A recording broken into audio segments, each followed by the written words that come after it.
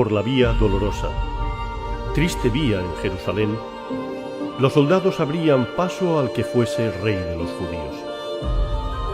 La muchedumbre se acercaba para ver al que llevaba aquella cruz, coronado con espino, humillado, condenado al castigo más cruel, la crucifixión.